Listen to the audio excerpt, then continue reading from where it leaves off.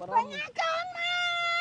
cái thơ ba con mới cho xin chị anh cho con nhầm từ thơ ba phải hai từ bên này con nhầm hai từ bên này cái nhom ở đây còn là miền Pành Hà phim kê lại cái ấy năng việc blog bộ nhom việc bật account bật ấy việc chào ở lên miền nó khơi nhà tẹt to cái ở ចឹងអ្នកដែលបងប្អូនស្គាល់ហ្នឹងគឺវាប្លុកចោលទាំងអស់ហ្មង việc lọc luôn anh lọc ấy chào hay lên mà អូនអាចបញ្ជាក់តិចបានទេម្នាក់ប្រុសដែលបងឃើញថាក្នុង Facebook មានការបែកធ្លាយម្នាក់ប្រុសមានធំហ្នឹងមែន năng ngày bong នឹងម្នាក់ហ្នឹងទៅ năng ngày nhưng mà đâm tới quạt phùa để xa ta ôn nhóm ở toàn ban ba đọc tê mình quạt đây bên đây quạt hồ nơi mình kia đôi phải ôn nhóm phù lăng châu pi năm chiêng bay năm chẳng ấy quạt slu kia slu ấy tới quạt thơ ba ôn nhóm ôn ấy hưởng sòng xa hưởng ấy miền mấy bên ấy chẳng nó dương mình từ tô khang kia tặng nó hay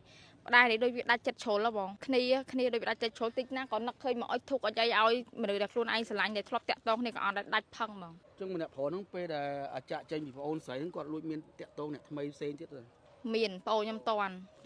toàn phim năng viên mà hạ tắc sai viên mà hạ cho buôn đo này bằng mình chơi ăn hay camera nó con riêng trong bàn bộ nhưng mà chui bàn là hột 4ទាំងលើកនឹងហើយ này phải buồn mang coi xem nào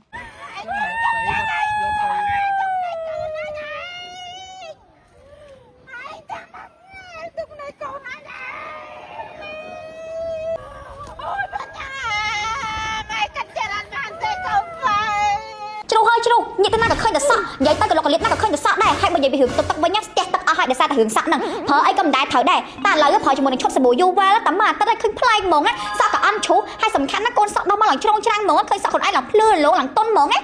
រីដល់ស្រស់ស្អាតម្នាក់ដែលបានលុតទឹកកាលពីថ្ងៃទី19ខែកុម្ភៈឆ្នាំ2026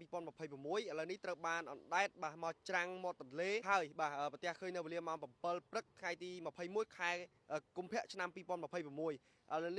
ឥឡូវនេះក្រុមគ្រួសារសាច់ញាតិរបស់គាត់បានមកដល់ចំណុចទីតាំងកន្លែងកណ្ដាលដីកំពុងតែធ្វើការជាមួយនឹងកម្លាំងសមត្ថកិច្ចជំនាញចក្ខុកសោបវិច័យនៃស្នងការនគរបាលរាជធានីភ្នំពេញដើម្បីធ្វើការត្រួតពិនិត្យទៅលើសាកសពខាងលើហើយសពខាងលើគាត់បាទប្រទះឃើញនេះគឺនៅច្រាំងមាត់ទន្លេបាទនៅមូលដ្ឋានសង្កាត់និរោធខណ្ឌច្បារអំពៅរាជធានីភ្នំពេញផ្ទាល់តែម្ដងដោយសពរបស់បងស្រីខាងលើមានឈ្មោះបញ្ញាអាយុ21ឆ្នាំដោយគាត់បានមានវិបត្តិផ្លូវចិត្តបែកបាក់ស្នេហាដោយបានបែកបាក់ជាមួយនឹងសង្សាររបស់គាត់គឺបានតាក់ទងគ្នាជាមួយ3ឆ្នាំហើយក៏ត្រូវបានបែកបាក់គ្នាគាត់មានវិបត្តិផ្លូវចិត្តដោយគិតខ្លីបាទគាត់បានមកសម្រេចចិត្តលោតទឹកនៅលើស្ពានកោះនរានៅវេលាម៉ោង9ថ្ងៃទី19ខែកុម្ភៈឆ្នាំ2026នេះផ្ទាល់តែម្ដងហើយបរិសុទ្ធខាងលើដែលជាសង្សាររបស់គាត់ដែលបានបែកគ្នាហ្នឹងអត់មានបានមកតាក់ទងបាទសួរសុខទុក្ខទៅលើបាទក្រុមគ្រួសារសាច់ញាតិខាងស្រីទេអត់មានតំណែងតំណងឲ្យបន្តិចសោះដោយគាត់បាទមិនខ្វាយខ្វល់សំបីតែបន្តិចបាទមិនដឹងថាចិត្តគាត់សាងពីអ្វីទេគាត់ធ្វើឲ្យបងស្រីខូចចិត្តហើយ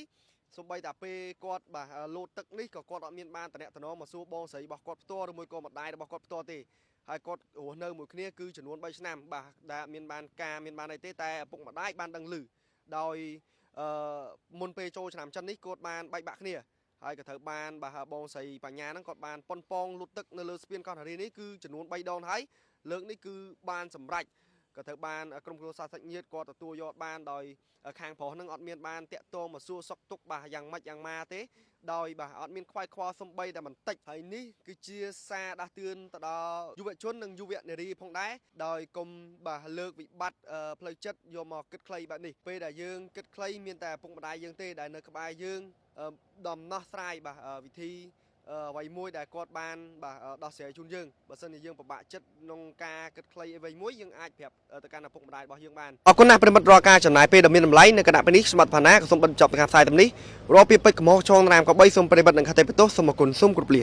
បងប្អូនគួរតែមានកៅអីយិនសិនយ៉ាងធៀបទុកក្នុងផ្ទះព្រួយអាចជួយបងប្អូនបានបងប្អូនដែលមានអាការៈដូចជាចុកដៃចុកជើងចុកចង្កេះចុកឆ្អឹងខ្នងកប់សរសៃគៀបសរសៃហើមសរសៃពតសរសៃចុកសរសៃឈឺក្បាលវិលមុខបាទទន់ផ្ដាសាយស្រឿសៃក្នុងខ្លួនបងប្អូនខ្ញុំសូមណែនាំបងប្អូនឲ្យប្រើជាមួយនឹងកៅអីយិនសិនយ៉ាងធៀបបងប្អូនអាចរកទិញបានគ្រប់ដេប៉ូតំណាងចែកចាយរបស់ក្រុមហ៊ុនកៅអីយិនសិនយ៉ាងធៀបបានទូទាំងប្រទេស